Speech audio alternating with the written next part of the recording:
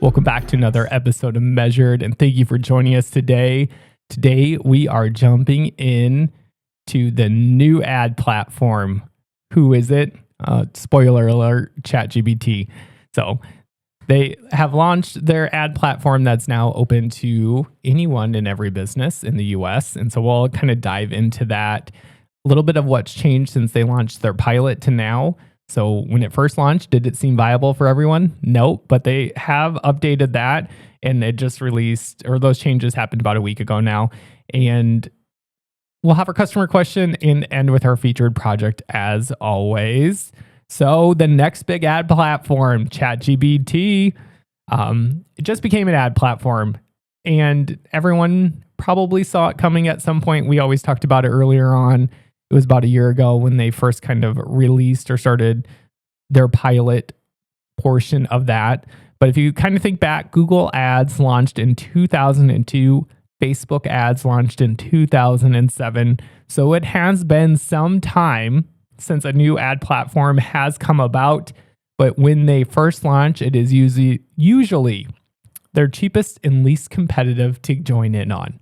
So that's one thing to think about when we're kind of going through this episode. Is this right for me? We'll dive into some different reasons why it may or may not be right for you to start. But just knowing that when those ad platforms first start, yes, there's usually there's definitely uncertainty because you don't know what kind of performance or what to expect from it.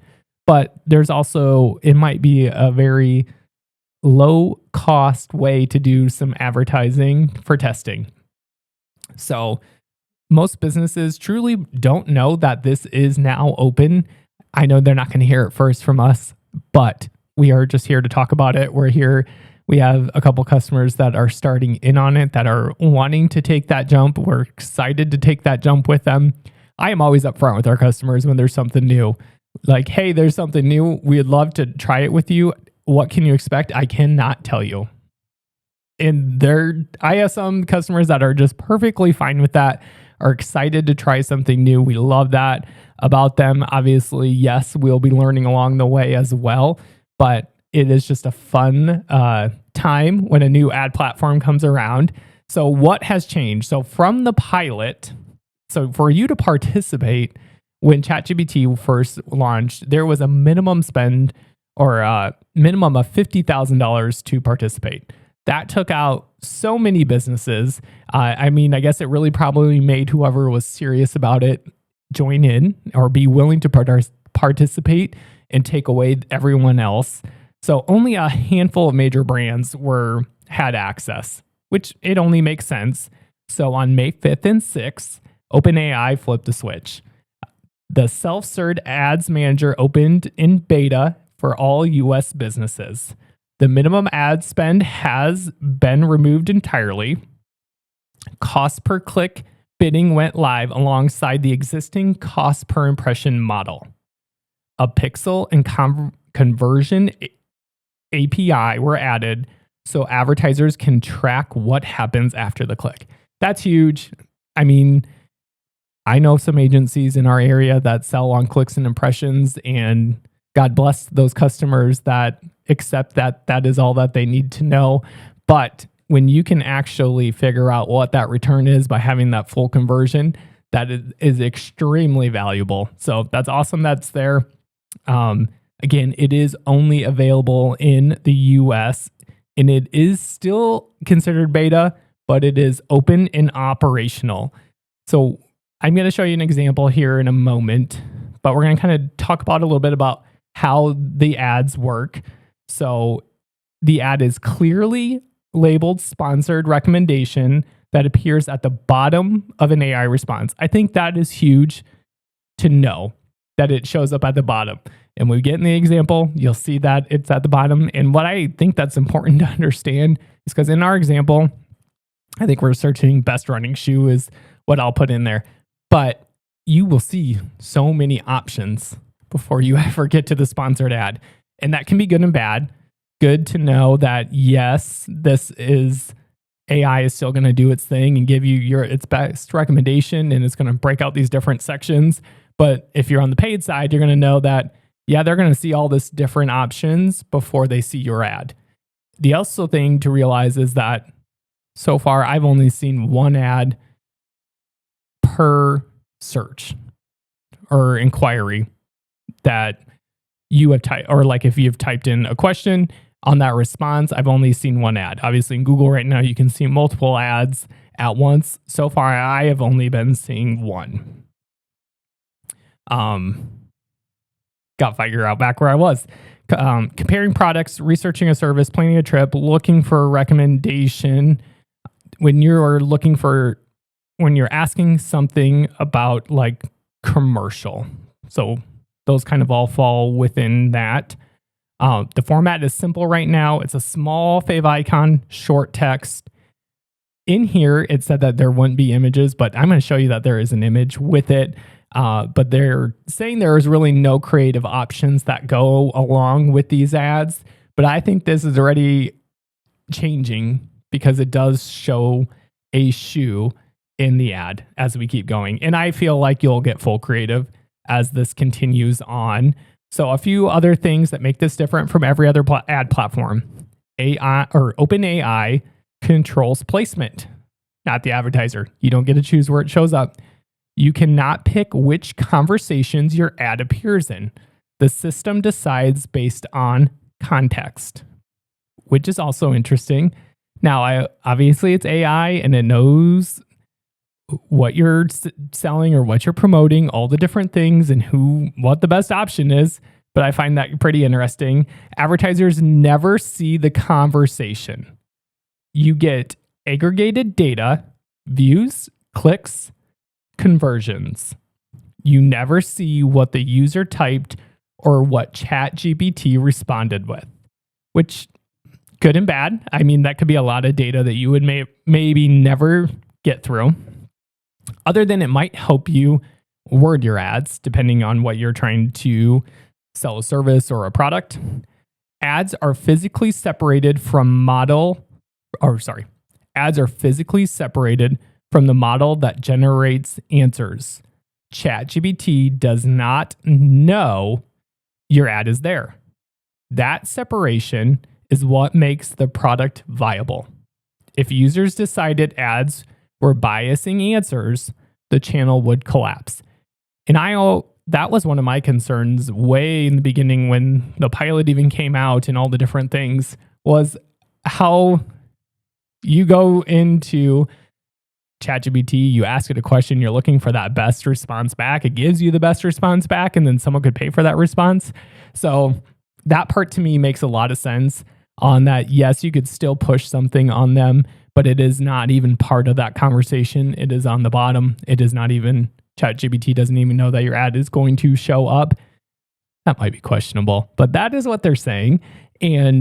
But it's going to help not keep biased answers. And that is what my biggest thing was, is that I didn't want someone to be able to buy the answer. Now, yes, you would, me being the marketer for all these customers, yeah, I would love to buy the answer for you, but I didn't want that to change. Like when we were actually out there looking for information, that would change. But I think the biggest thing is that ads only appear for free and ChatGPT Go users. Pro business enterprise and education accounts do not see them.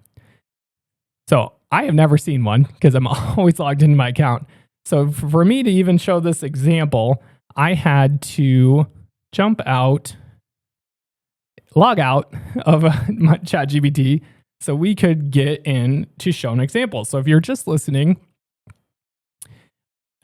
onto the podcast and not tuned in on YouTube, I have another screen open. I'm on chatgpt.com. I'm not logged in. So I'm just doing a general search for best running shoes and waiting for the response here.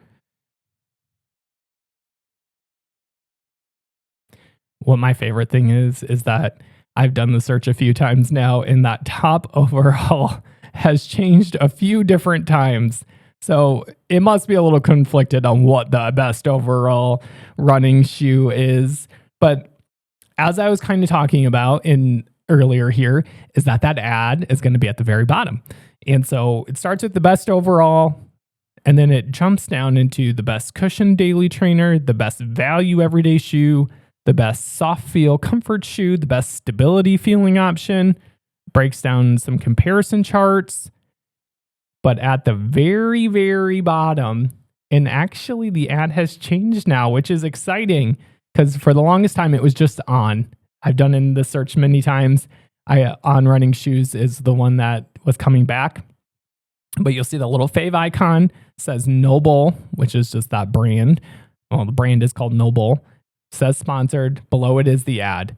Our new daily running shoe. Meet Journey 2. Comfortable, supportive, dependable. And there is an image.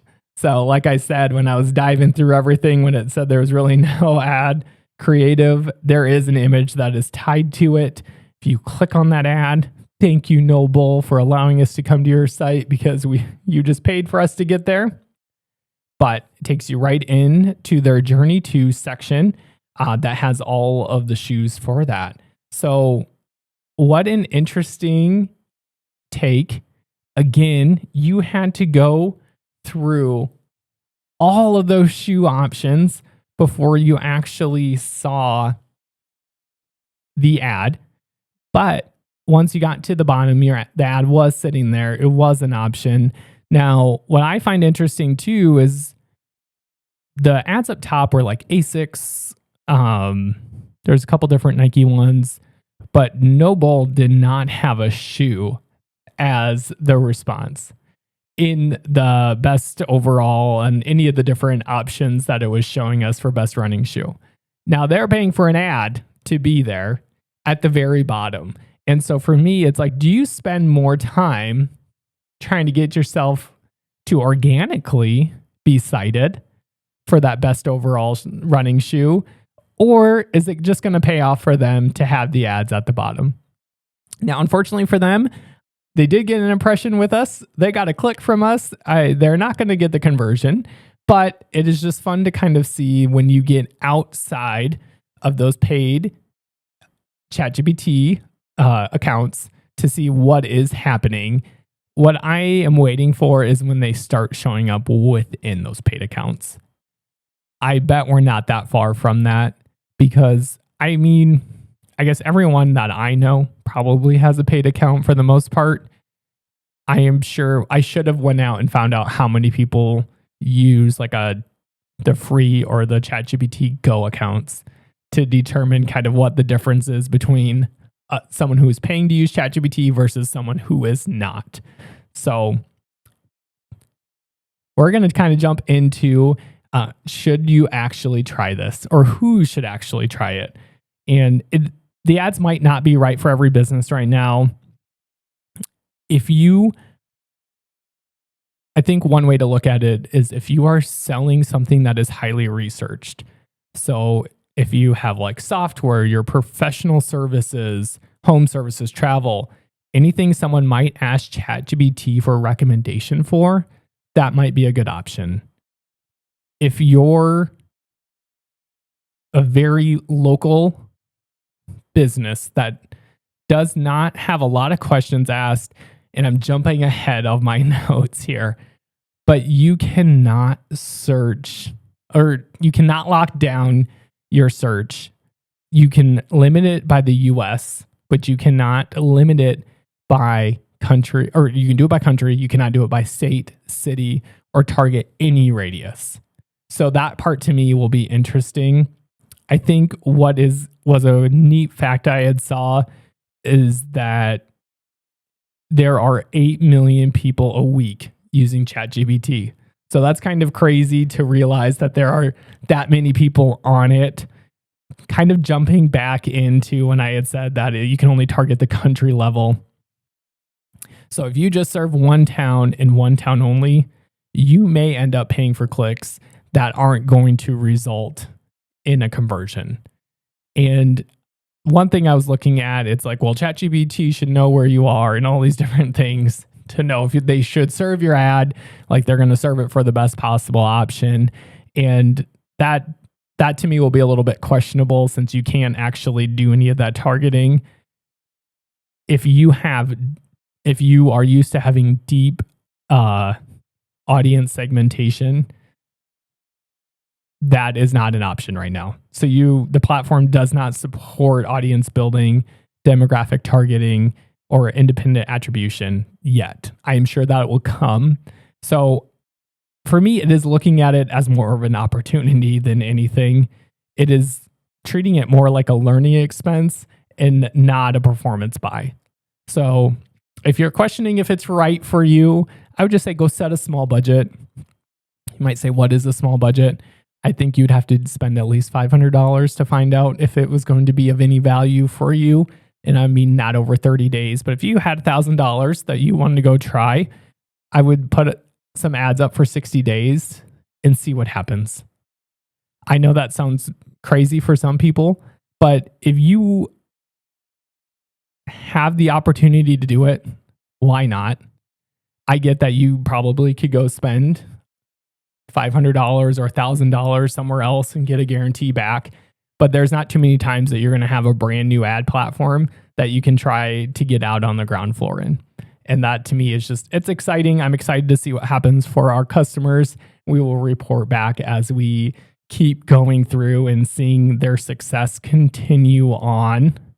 And I guess the last thing I was going to say before that is before you spend any money, make sure you have your conversions and that pixel set up within ChatGPT and then up on your website so you can actually track everything through. Otherwise, you're just throwing money at the wall and you will have no clue. And obviously, it probably won't be worth it because you won't even know if it was well worth it or not. So again, make sure you have your measurement set up before you would spend any money on that. I'm not saying that this is going to replace Google ads or Meta ads by any means, but I think it's something to give a try, see how it works for you, understand how that channel will work differently. And you may just find something that is that next great success for you. So we're going to jump right on into our customer question of the day. And it is, should I respond to bad Google reviews? My answer is you should respond to all Google reviews, good or bad. So that is my take on that. For a bad Google review, people get bad Google reviews for different reasons. Sometimes competitors come on and are just being mean.